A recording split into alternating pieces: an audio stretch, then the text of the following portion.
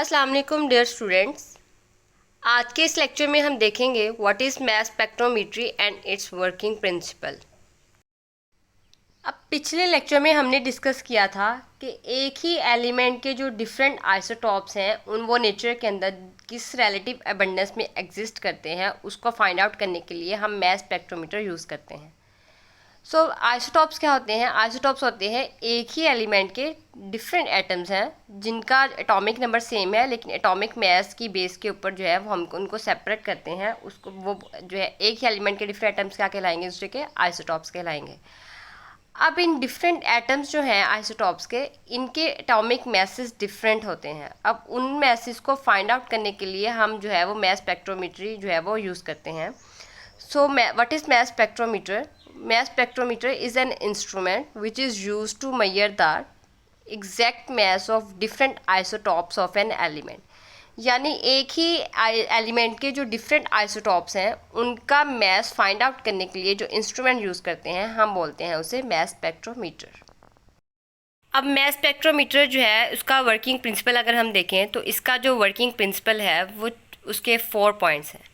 First point में क्या होता है कि हमने जो भी हमारे पास गैस है जो भी आइसोटॉप है जिसका मैस हमने फाइंड आउट करना है, सबसे पहले हमें उस गैस को वेपराइज करना पड़ेगा, हम उसे वोलेटाइल करना पड़ेगा। सेकेंडली हमें उस वेपराइज्ड गैस को आयोनाइज्ड गैस में कन्वर्ट करना होगा, हमें उसको जो है वो आयंस में कन्वर्ट करना होगा। थर्ड पॉइंट क्या होगा कि हमने जो है वो उन पॉजिटिव गैशियस आयंस को सेपरेशन करनी होती है on the basis of their mass to charge ratio.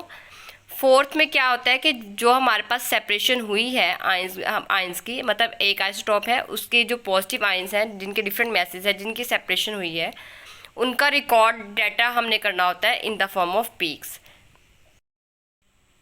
अब वर्किंग प्रिंसिपल मास स्पेक्ट्रोमेट्री का क्या हुआ? A substance is first volatile, then ionized with the help of high energy beams of electrons. Then the gaseous positive ions formed are separated on the basis of their masses to charge ratio and then recorded in the form of peak.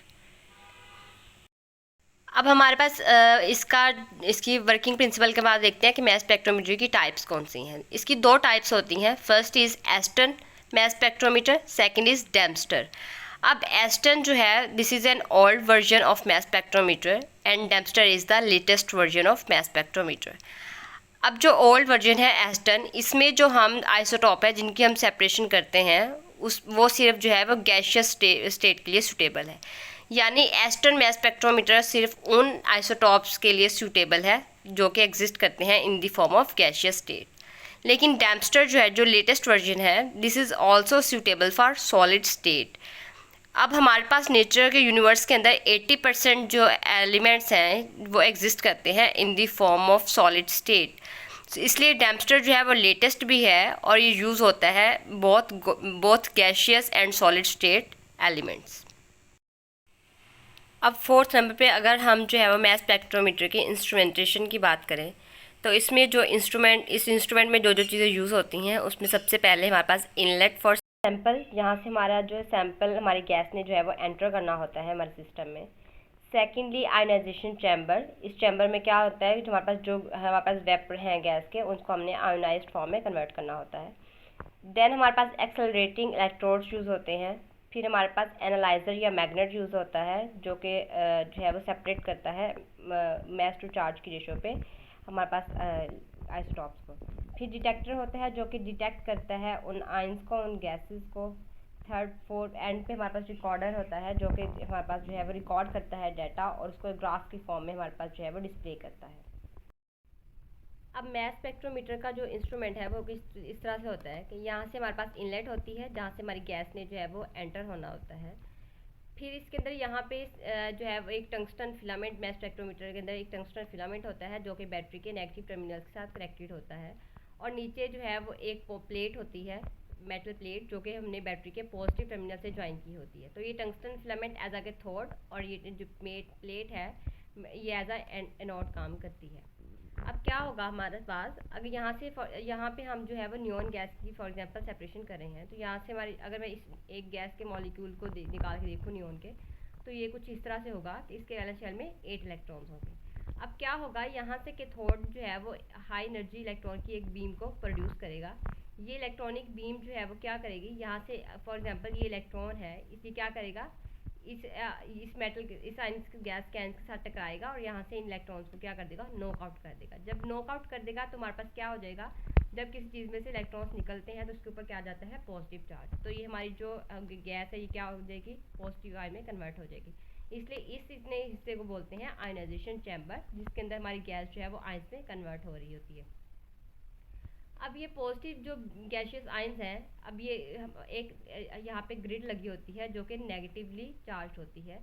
ये जो है वो high energy B positive ions है वो इतनी speed के साथ जो है वो इस ग्रिड में से पास कर जाएंगे।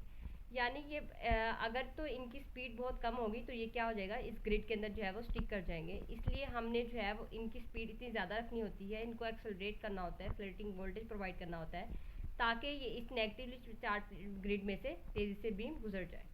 आगे हमने लगाया होता है इलेक्ट्रोड। इलेक्ट्रोड क्या करेगा, इस फास्ट मूविंग हमारे पास जो इलेक्ट्रॉनिक बीम है इसको क्या कर देगा, इसको नैरो कर देगा, इसको एक फाइन लाइन में कन्वर्ट कर देगा, इस बीम को नैरो कर देगा। अब यहाँ से जब गुजरेगी तो सामने हमारे पास एनालाइजर लगा होता है, मैग्नेट, यानी हमने यहाँ पे मैग्नेटिक फील्ड अप्लाई किया होता है इलेक्ट्रॉनिक बीम पे।